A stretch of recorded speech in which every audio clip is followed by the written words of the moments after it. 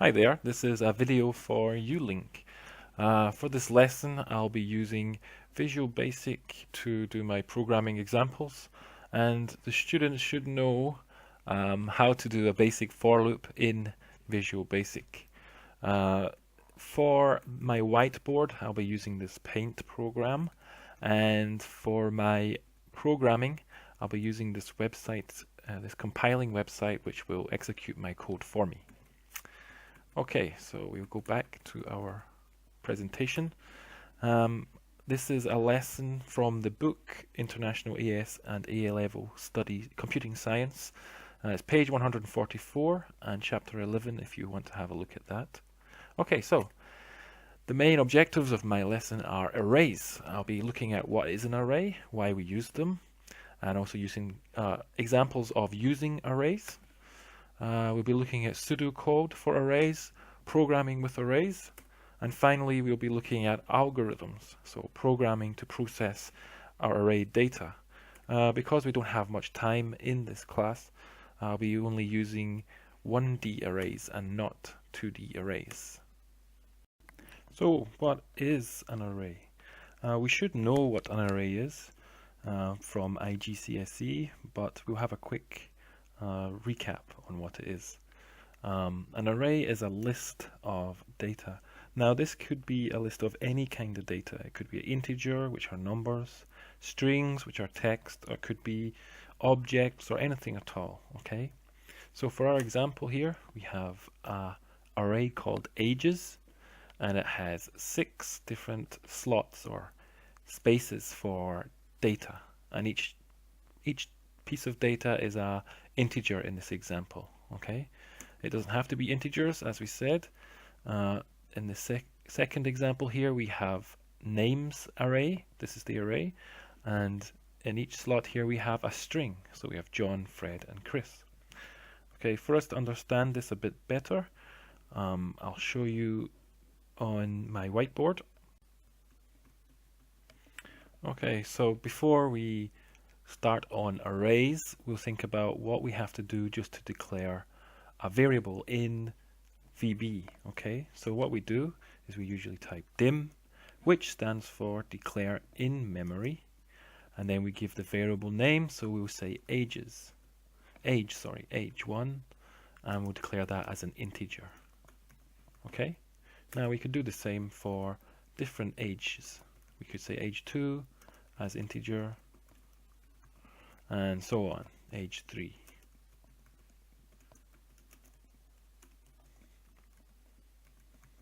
Okay, so what does that do inside memory? So if we think about our computer memory as this box here, so let's have a look. Let's say computer memory here. What we're saying here is we want to declare in memory a space for age1. We'll call it age1. So what it will do is create a box here. This will be age1, another box for age2, and maybe down here another box for age3. Okay, so let's just label each of these. So we'll say this one will be age1, this one age2, and finally this one is age3. Okay, so after we've declared them, it puts that in memory. Now we want to make each age, let's initialize it as something. Okay, so we can say age1 equals 34, say. So inside age1, 34 will go. Sorry. We can say age2 equals 45. And inside age2 will be 45. And so on. Okay? But what if we wanted to have 50 ages? Were we going to have to write 50 ages separately and then put them into memory? No, there's a much easier way of doing that, and that is by using arrays. Okay, so let me just delete this for a second.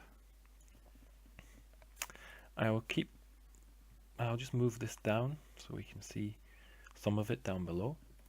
Okay, so to declare an array, we simply go dim, just like before, and we'll call this one ages. Now what we do that's differently is we open a bracket, okay, and we type 0, 2, and how big we want the array to be. Okay, I'll explain this a bit more in a second, but we'll just say 0 to 5. Okay, so what 0 to 5 will do will give me 6 spaces in memory, and I'll just show you that now. Sorry, I forgot to declare that as integer.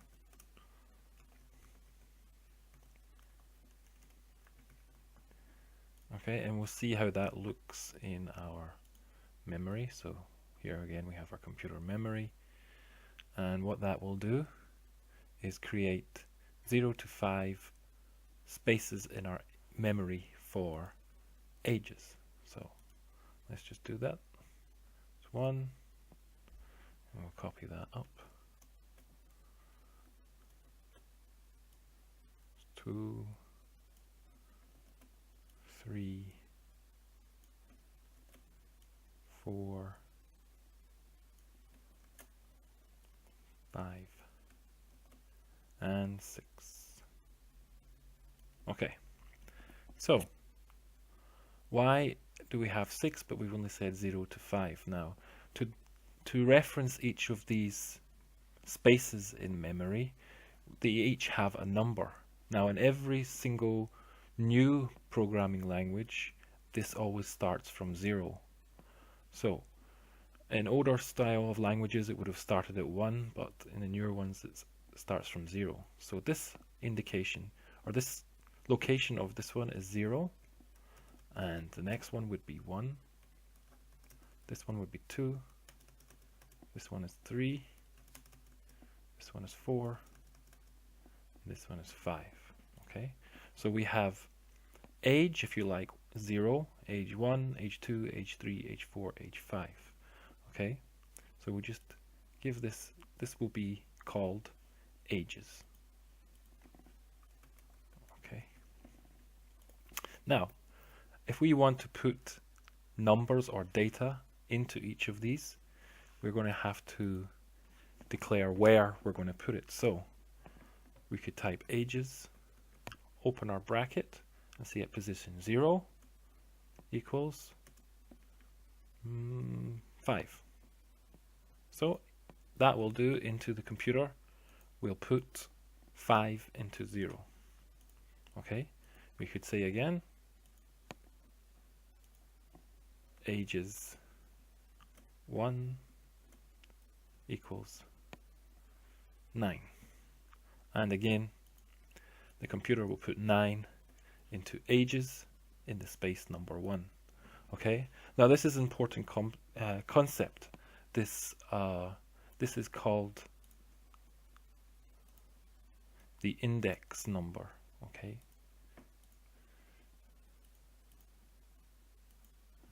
index. Okay, so the index of this one is 0, 1, 2, 3, 4, 5. Okay, so it always starts at 0, and that's a very important thing to remember for this, for arrays. All arrays start at 0 and then go up then. So if you've got an array, if you want an array of 6 spaces, you start at 0 to 5. Okay, so that's something you have to remember. Now we'll go back to our program now and we'll see it in action. So let's do that in our code now. So the first thing we want to do is declare our ages array. Okay, so we'll type dim ages, and we'll open our bracket, and we'll say from 0 to 5. Okay, as integer. Okay, so now we've told the computer reserve these 6 spaces for our ages array. Okay, So what we want to do now is maybe add something to, say, the first space in the ages array. So we would say ages 0 equals, and we'll put in the number 9. Okay, so let's see if that works. We will now, what we'll do is we'll print it out to the screen. So we'll go console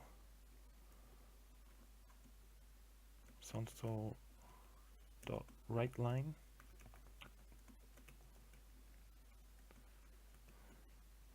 and we'll say ages, and we'll put in our bracket and 0, and that should display it here on the console for us. So let's give that a go.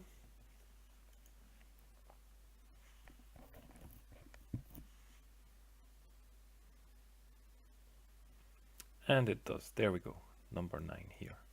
So everything else in our array should be at 0. So let's just try and display something we haven't yet allocated any number to.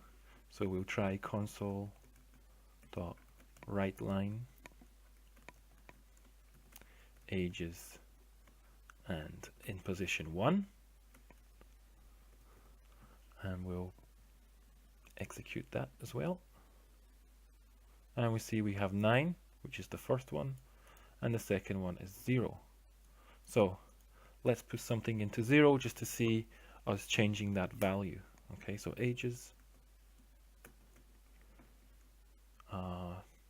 1 equals, and we'll put a big number in this time, we'll say 654. Okay, and this 0, which is ages in position 1, should change then to 654. And let's give that an execute. Okay, so it's changed. So that's working for us. So why don't we now just create a for loop that will display each of the ages array elements in one statement, one write line. So we'll delete these 2 lines here, so nothing is going to get printed out. Okay, we'll just run that, show you that nothing will come up here.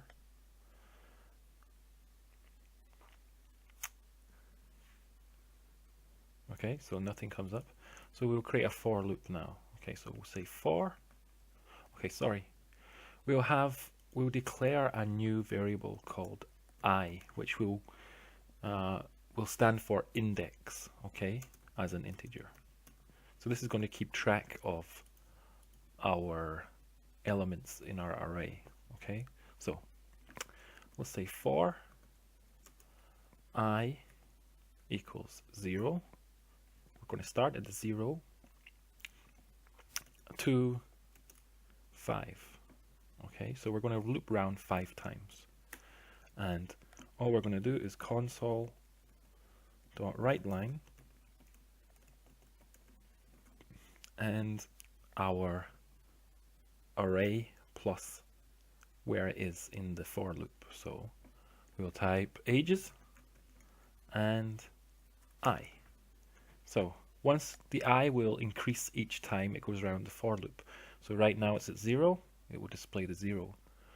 Ages in position 0. This will become 1 then, and it will display ages in position 1 and continue on until it goes through the whole array.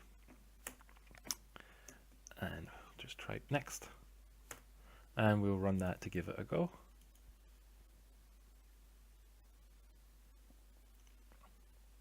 Okay, so there we go. In position 1 we've said, or position 0, sorry, we said 0 equals 9, so we have a 9 here. And age is position 1, we have 654, so we have 654 here.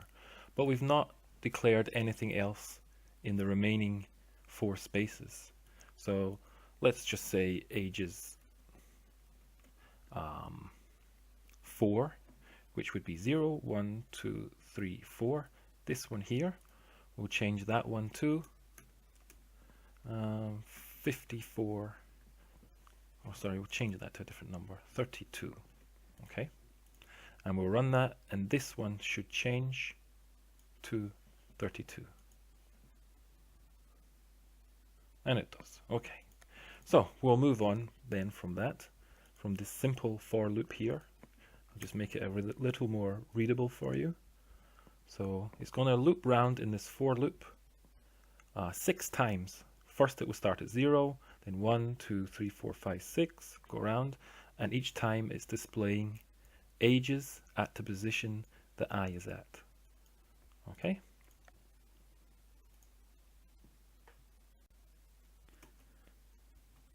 So we're back at our presentation. So in our ages array, this would be position 0, 1, 2, 3, 4, 5.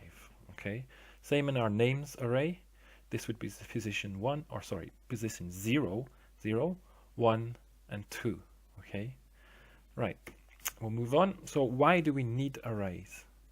So the reason we need arrays is to deal with large amounts of data easily. So if we had an array of thousands of spaces in memory, then we could use an array because it's easier to deal with that amount of data.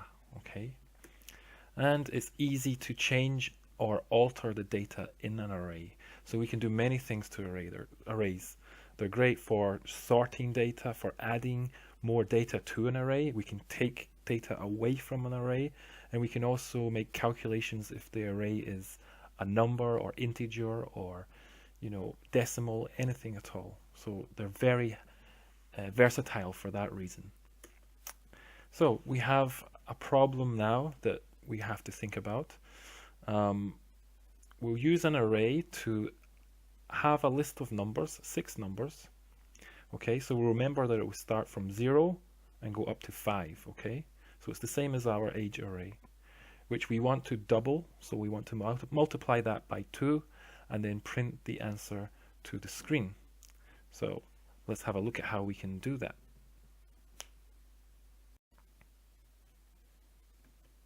Okay, this is the problem that I would give to the students. I would have them try it first, and then we would go through the answer on the board.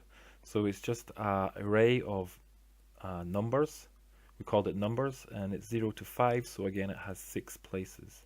And each array element has an integer which needs to be doubled and then displayed to the screen. Now I'm running a bit short on time for this lesson, so I think I'll skip this and I'll go on with my PowerPoint. We're going to talk about pseudocode for 1D arrays. Now pseudocode is like programming language. Well, it's not really a language, it's like structured English. It shows you what's going on in a program without you using a particular language. So looking at the pseudocode, you could be able to write the program in any language. Okay, so for the first we declare the identifier. So declare would be dim in Visual Basic. For other languages it would be a different word.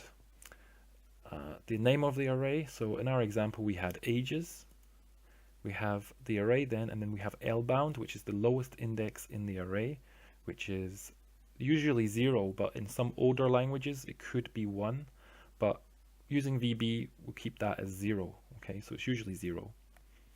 The upper bound is the highest index in the array, so that could depend on how big your array is. So it could be 5, it could be 10, it could be 1,000. Okay, and the last of data type, so that's the type of data. And in our example we were using integers, but this could be a string or an object or anything at all. So the simplified way of writing this for the pseudocode would be numbers, and then the lowest, the L bound, the low bound is 0, and then the upper bound is 5 for the example that we used. Okay, if you didn't know how big your array was going to be, then we can use the N letter instead of the upper bound. This is documented in the book, so this is how you would write it if you didn't know how big your array was going to be. Okay, this is the pseudocode for our problem that we had. So we were going to say for I, which is the index, and we're going to make that 0 to 5. So it's going to go around the for loop each time, incrementing I. So it's going to become, in the first loop going around, it's going to be 0, go around, and then it's going to be 1, and so on, until it gets to 5, and then it's going to stop. So what we're doing here is we've got a sum, and we're putting numbers, I, so our array is numbers, and I is the position. So whatever I is, if it's 0, then it's numbers in the position 0 multiplied by 2, and that will go into sum, and then we will print sum to the screen. And we'll go around and do that 5 times, and we should print the sum 5 times for each of the numbers that is in the array numbers. Okay. At this stage I would give the students 2 problems to do. We have a problem 1, which is easy, and what we have here is an array of 4 amounts. So we would calculate the VAT, which is 15%. So we display the VAT on the screen for the item, and then display the total cost of the item. So we need to first display 15% of the amount, and then add the amount to add the VAT to the amount, and then display that. For problem 2, which is intermediate, we have a Pythagoras problem where I would give them some 3 numbers, and they would have to square C, and so we know that Pythagoras is the sum of the squares on the other 2 sides. So this squared should be equal to these 2. If it does, then it should return a true statement, and if it doesn't, it should return a false statement. Okay, so I would give them time to do that. We'd also have a hard problem to do for any students that were better and quicker at doing the programming exercises. Then after that, we'd have towards the end of the lesson, we'd have some review questions, which they'd need to hand up to me. And of course, another task maybe for homework, which they could do at home. So they could create a pseudocode for the programs they have written. So the problems 1, 2, and 3. And then they would also draw flowcharts for the programs that they have written. Okay, for the follow-on lesson, I think I would introduce 2D arrays to them, also nested for loops, and then sorting our algorithms. This is something that comes up in the A-level test every year. It's either one of these sorting algorithms. So this is a very important part of the curriculum, and we would spend maybe 1 or 2 lessons on this, understanding these sorting algorithms, because they're very, very important. Okay, so that's my lesson. I hope you enjoyed it, and I hope to hear from you soon. Okay, thank you.